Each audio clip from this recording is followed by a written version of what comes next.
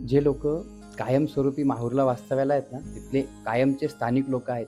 त्यांचं भाग्य काय माहिती आहे? त्यांना मोक्षप्राप्तीसाठी किंवा मोक्षासाठी काशीला जायची गरज नाही आहे.